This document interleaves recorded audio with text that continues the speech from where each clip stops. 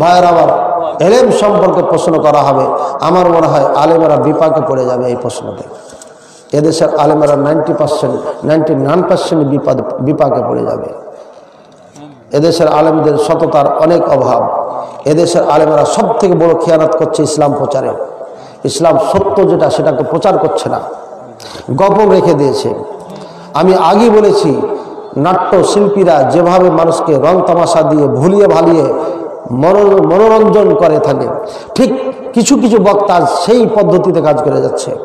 এরা আসলে দায়ী আল্লাহ নয়, এরা মানুষকে আকর্ষণ করে। বলছে হুজুর গান শোনার থেকে তো এটা শোনা ভালো। জিনা একটা ফতোয়া দিয়ে আপনার ঈমান ধ্বংস করবে এই মৌলবি, একটা ফতোয়া দিয়ে ঈমান ধ্বংস হয়ে যাবে এই মৌলবি সাহেবের।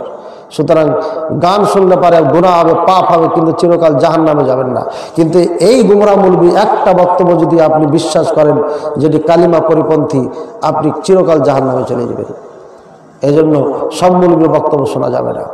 আল্লাহ পাক রব্বুল আলামিন আমাদের বুঝার তৌফিক দান করুন। ভাইয়ের আমার, এবার শর্টে আপনাকে আমি একটা থিওরি দিয়ে চলে যাচ্ছি।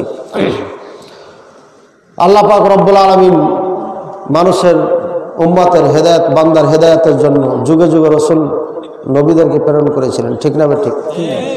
আমাদের জন্য কাকে প্রেরণ করেছিলেন? মুহাম্মদ রাসূলুল্লাহ সাল্লাল্লাহু আলাইহি সাল্লামকে।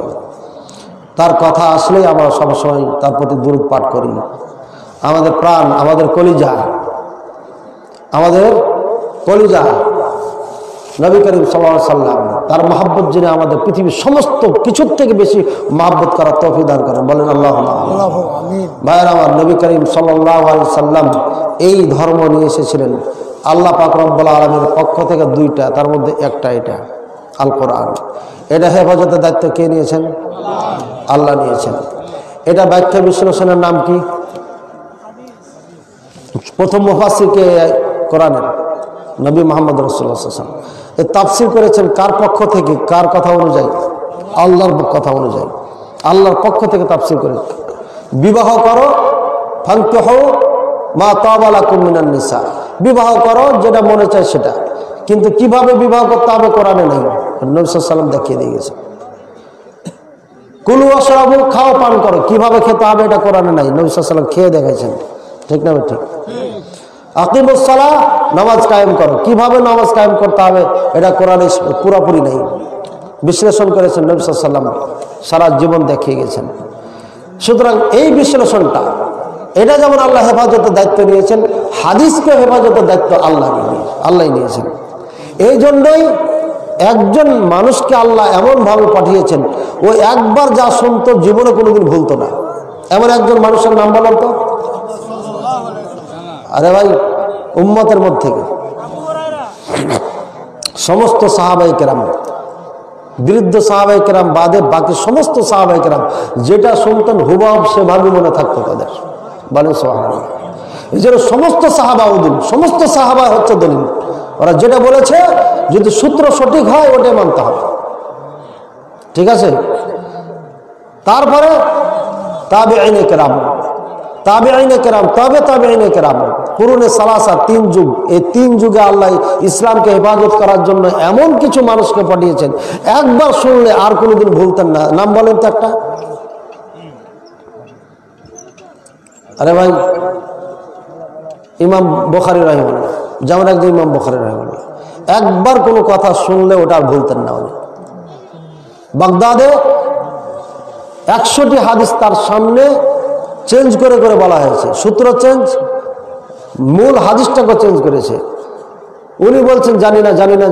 একেবারে 100টা যখন বলা হয়েছে, এবার উনি বলছেন, এই প্রথম মুহাদ্দিস সাহেব, আপনি এইভাবে 10টা হাদিস বলেছেন, ঠিক না? হ্যাঁ ঠিক। এইভাবে বলেছেন, এটা ঠিক না, এইভাবে। একবার শুনেছেন মাত্র, দেখেছেন? এই সমস্ত উলামায়ে কেরামকে আল্লাহ পাক রব্বুল আলামিন এই দ্বীনকে হেফাজত করার জন্য একটা মাধ্যম হিসেবে পাঠিয়েছিলেন। তাই হাদিসগুলোকে যাচাই বাছাই করে খুঁজে নিয়ে উম্মাতে মুসলিমা যে হাদিসগুলোর উপরে ঐক্যবদ্ধ ছিল, ওই হাদিসগুলোকে নিয়ে এসে লেখা শুরু করেছেন। এর মধ্যে নাম্বার 1 কিতাবের নাম কি? বুখারী। দ্বিতীয় নাম্বারের কিতাবের নাম কি? সহিহ মুসলিম। তৃতীয় আবু দাউদ। চতুর্থ তিরমিজি। পঞ্চম হ্যাঁ নাসাই, ষষ্ঠম ইবনে মাজাহ। এই 6টি কিতাব সিরিয়ালি। এরপরে কেউ বলেছেন মুয়াত্তা, কেউ বলেছেন দারিমি, এরপরে আসবে মুসনাদ আহমদ, এরপরে আসবে অমুক অমুক অমুক ইত্যাদি। ঠিক আছে, কিন্তু সিরিয়ালে 6টা নাম্বার, এতে কোনো দ্বিধাদ্বন্দ্ব নাই, কারোর দ্বিমত নাই। ভাইয়ের আমার, এবার কোরআনকে যদি বুঝতে হয়, ইসলামকে যদি পেতে হয়, তাহলে কোথায় খুঁজবো আমরা? এই কোরআনে খুঁজবো। আর কোরআনে যেটা পাবো না সেটা বুখারী আর মুসলিমে খুঁজবো। এটা সাধারণ মানুষের জন্য 3টি কিতাব দিয়ে গেলাম, এটা অবশ্যই অনুবাদ সহ পড়বেন। যেটা বুঝে আসবে না, বিজ্ঞ ওলামায়ে কেরাম থেকে জেনে নেবেন। বুঝতে পারলাম ইনশাআল্লাহ।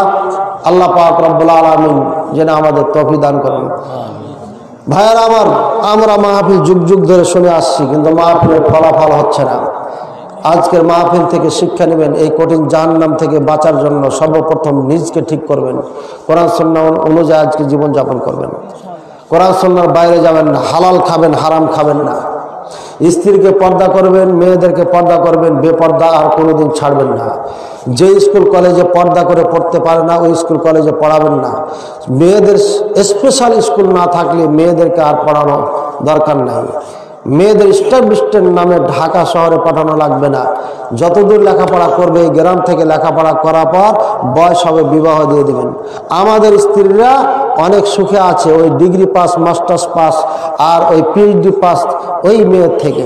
যেই মেয়ে স্বামীর কাছে সময় পায় না, যে মেয়ে স্বামীর সাথে কথা বলতে জানে না, যে মেয়ে স্বামীকে সুখ দিতে জানে না, যে সন্তানের সেবা করতে পারে না, যেই মেয়ে সংসারের খবর রাখতে পারে না, যে মেয়ে স্বামী এবং ঘর এবং ছেলে মেয়ের কোনো কিছু করতে পারে না, ওই মেয়ের থেকে, ওই নারীর থেকে আমাদের নারীরা অনেক ভালো, অনেক ভালো, অনেক সুখী। আলহামদুলিল্লাহ। আমার নারীদেরকে নিয়ে, আমাদের স্ত্রীদেরকে নিয়ে কোনো সময় টেনশন করতে হয় না। 10 বছর যদি ঘরে রেখে কোথাও চলে যায়, একবারও চিন্তা করতে হবে না কি করতেছে। আর এই ডিগ্রিধারী নারীটাকে একদিনের জন্য ঘরে রেখে গেলে আপনার ঘুম হবে না, কি বা করছে, মোবাইল কার কাছে করলো, বারবার ট্রাই করছে না, কি করছে রে, মোবাইল বিজিটিজি নাকি খালি পরীক্ষা করতেছে। ডিগ্রি পাস মানে আপনাকে ডিগডিগি খেলিয়ে ছাড়বে। এত শিক্ষিতা করার প্রয়োজন নাই। আজও আমার স্ত্রীর অপারেশন করার জন্য মেয়ে খুঁজে পাচ্ছি না। কিসের ডাক্তারি পড়ো তুমি? কিসের ডাক্তারি পড়ো? ডাক্তারি শেখার নামে কি করছো তুমি? হ্যাঁ ভাইয়েরা আমার, আল্লাহ সাক্ষী আছেন। আপনার রাজশাহী মেডিকেল কলেজের 3 জন ছাত্রী আমার ওয়াইফের কাছে এসে কেঁদে কেঁদে বলে গেছেন, আমি বানিয়ে বলছি না, আমার স্ত্রীও মিথ্যা কথা বলে নাই, বলার কোনো ট্রেনিংও নাই তার। 3টি মেয়ে কেঁদে কেঁদে বলে গেছে। আমি সব কথা এখানে বলতে পারবো না। মা এত বেহায়া হয় আমার এর আগে কোনোদিন জানা ছিল না। মেয়ে নির্যাতিতা হয়েছে, মাকে বলেছে, তখন বলেছে ওই টিচারের কাছে পড়তে হবে, ও তোকে এস্টাবলিশ করতে পারবে। নাউজুবিল্লাহ। মা পচা না হলে পারে, এ কথা কেমনে বলতে পারে? সে নষ্টা নারীর থেকে নষ্টাই বের হবে। শেষ পর্যন্ত নারীটা, মেয়েটা নষ্ট হয়ে গেছে। ভাইয়ের আমার, এই 3টি মেয়ে কেঁদে কেঁদে বলে গেছে। যেদিন ম্যাট্রিক পাস করি সেদিনই মাকে বলেছিলাম, মা বিবাহ দিয়ে দাও। আমার বাবা আর মা আমার বিবাহ দেয় নাই, বলছে তোমাকে আরো পড়তে হবে। টিচারেরা লাইন দিয়েছে, এই মেয়েকে পড়াতে হবে, মেয়ে ব্রেনিয়ান ট্যালেন্ট। আমাকে সেখান থেকে ট্রান্সফার করে পড়াই দিল রাজশাহীতে। এখান থেকে এই পড়তে পড়তে ইন্টার হলো। ইন্টার পড়া পরে বললাম মা বিবাহ দিয়ে দাও, দেয় নাই।